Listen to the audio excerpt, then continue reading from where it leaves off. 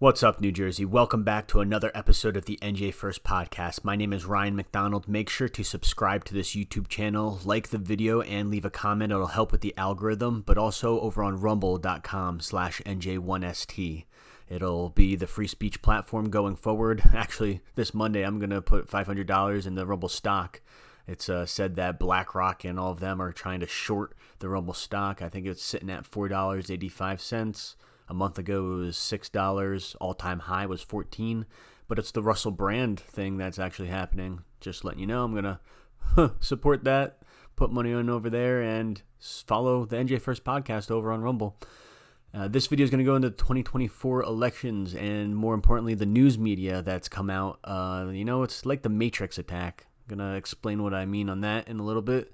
But RFK Jr.'s relationship with New Jersey and, of course, Bob Menendez's indictment. What can we expect with the Democrats going forward, and how has the news media reacted, like I was saying before? Let's get into it. Former Democrat Assemblyman Jamel Holley has been supporting RFK Jr. all year long, and he's been organizing this actual 28th of September next week, RFK Jr., U.S. presidential candidate, New Jersey private luncheon. It's a fundraiser. It costs a lot of money to go to, but there's Jamel Holley there, Chris Seeger, Gina Genovese, which I believe ran as an independent, Robert Shalari, Jeffrey, a bunch of other no-name people that I don't know. But it has Gina Genovese there and Jamel Holley, both people who are not with the Democrat Party establishment. They try and primary from within. They have a reputation for standing with the medical freedom activists, actually. I believe Vin Gopal was the one who dropped the ball and did a 180 and betrayed them. It was Jamel Holley who stayed and stood beside them, I believe. So you're invited. A private luncheon with Robert F. Kennedy Jr. in New Jersey. Please join us in Union County, New Jersey. September 28th. Tickets $1,000, $6,000, $3,000, $2,000.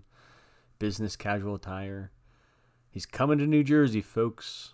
I'm going to play this little video that they have here before you guys leave, because the RFK Jr. is a Democrat, People can't comprehend why Republicans would support him. Just pay attention. I'm going to show you some things. Just watch. What we need in the United States is not division.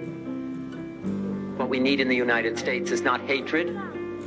What we need in the United States is not violence and lawlessness, but is love and wisdom and compassion toward one another. Every nation has a darker side, and the easiest thing for a politician to do is to appeal to our hatred and our anger and our bigotry and greed and xenophobia and all of the alchemies of demagoguery. My father and my uncle had a vision for America, a vision of racial harmony, of prosperity for all Americans, of peace in the world, and of honest government. Their lives were tragically cut short, and America took a different path. Yet the possibility they foresaw is still alive, the America that almost was, and yet may be.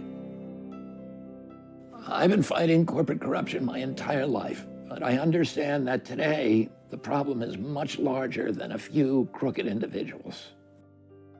The problem is a system that no longer serves the people, and a people who are so divided and so fearful that they are easily ruled. It's time to unlearn the reflexes of fear and blame and find ways to unify ourselves and turn our country around.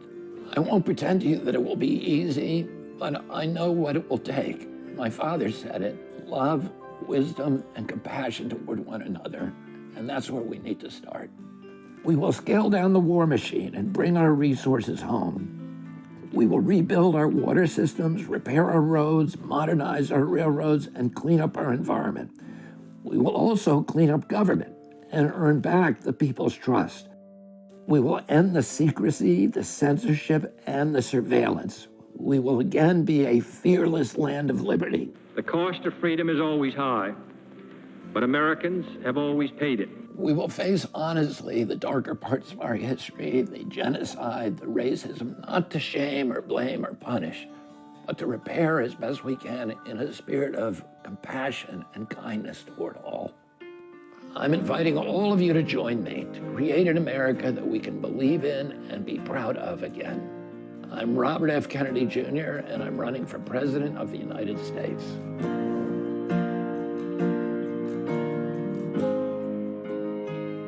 think it was also teased around that he said he would run as an independent if they did not let him run as a Democrat, for example. As well as on Facebook groups like this one, Robert F. Kennedy Jr. for 2024, there's plenty of people who post saying they are Republicans, they are conservative, and they are interested in RFK Jr.'s campaign, if not supporting him already. Independents and conservatives for RFK Jr. I'm telling you, there's people, whether or not you want to believe that there are actually independents or conservatives, that's up to you, but it's just, I'm letting you know what's out there. And the reason I'm letting you know what's out there is because it's not even those groups that make the loudest noise. It's these groups, actually, NJPHI PAC, Public Health Initiative PAC, Innovation PAC, sorry. They, as you can see here, they endorse all Republicans. They don't endorse any Democrats. And to be honest, it's probably because the Democrats in New Jersey don't pass their test for medical freedom. And medical freedom in New Jersey has been championed by grassroots patriots. So right here, for example, Jamel Holly and the three beautiful women, might I add, that lead NJ Public Health Innovation. I believe they're on the board there. They are Kennedy Democrats. And these are people who have been fighting against Murphy with his mandates, fighting on the ground, organizing parents to fight back against the religious mandates or the religious exemptions that they aren't allowing to go through, helping people seek Dana Weffer for lawsuits. Dana Weffer, as well, as a former Democrat turned Republican. But these, I believe, are maybe the blue dog Democrats that we always hear about. Independents Democrats, not Republicans. I'm telling you that they're endorsing all Republicans, which is great. They've always endorsed them. I've always paid attention to what they post here and on Instagram. Dr. Robert Malone right here, he has national fame for pushing back against the COVID mandates. They themselves have sold out their Health Freedom Gala where they're having Peter McCullough there, another national name that's been pushing back against the vax mandates and the vaxes themselves, not just the mandates, the vaxes themselves for freedom, medical freedom. New Jersey against vaccine mandates. Victoria Susan shared that the Children's Health Defense chapter, the New Jersey chapter, it's the Robert F. Kennedy Jr., I believe, as well, organization. The People's Study, it's a bus tour that's going around. It's going to be in Bridgewater. I'll explain the exact location and the date a little later. It's Gateway Church in Bridgewater at 11 a.m. to 5 p.m., but if you have a specific story that you want to share with this bus tour event that's happening, you can email right here, nj.victoria.cape@childrenshealthdefense.org. Looks like maybe she works with them, which is awesome. Pictured in 2021, the historic day when New Jersey medical freedom activists stood up to Trenton and their executive orders. Unfortunately, today, those tyrants are still trying to push those lies onto the American people. They think we're dumb and we don't listen. But we do listen. Or at least I listen to geniuses like Thomas Massey Jr. from Kentucky. He says here he would not give one of these COVID shots to his kids. Just one example of their unscientific approach to data. They don't differentiate from the previously infected from those who've never been infected when characterizing the risks and benefits of the shots. For instance, like crowd immunity, you have immunity, you don't have to get a shot if you have immunity. Let's listen to what the CDC says. Hi everyone, Dr. Mandy Cohen from the CDC. I wanted to talk today about the COVID-19 vaccine and kids. While we know kids are less impacted than adults from COVID, the unfortunate news is that kids can still get sick, and sometimes really sick from COVID-19, just like adults. In fact, half of the very young kids who ended up in the intensive care unit with COVID had no underlying medical reason to make us think they would get sick. They didn't have asthma or another underlying condition. The COVID virus just made them really sick. Second, the vaccine is safe for all kids over 6 months. Millions of doses have been given to children, and their safety has been closely tracked. The benefits to children and teens outweigh the risks, especially the risks to kids if they get COVID-19. For example, teen boys have been up to 5 times as likely to have heart inflammation after having a COVID infection than after getting vaccinated. Now, I have 2 daughters, ages 9 and 11, and we plan to get them both the updated COVID vaccine. Talk to your child's pediatrician or nurse practitioner about the updated COVID vaccine today, and they can get their flu vaccine at the same time. COVID boosters. Which one's the vaccine? They don't even say it here. So I think this is a good time to remind you all to follow on Rumble. I've been uploading for the last year. This October will be 1 year for the NJ1ST podcast. I'll make a video talking over that, maybe go over some of the videos that I made. But 5 years ago, I created NJ1ST. I have my NJ1ST ebook. It's available for free at NJ1ST.com, actually. But I've created a whole entire calendar for October, this upcoming October 2023, the whole events. You can subscribe to NJ1ST.substack.com. And again, please follow the NJ1ST podcast over at Rumble, because we're talking about stuff that got you banned in 2020, 2021. Let's see if YouTube changed their policy. But to end the video, we're going to talk about Bob Menendez and his indictment.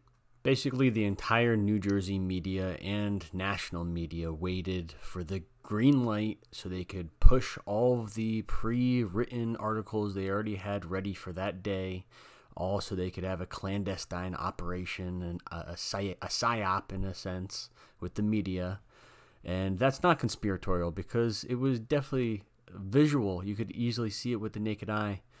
But what is more disturbing is the way that these individuals get away with posting on the internet when any other person would get ridiculed or called out or canceled.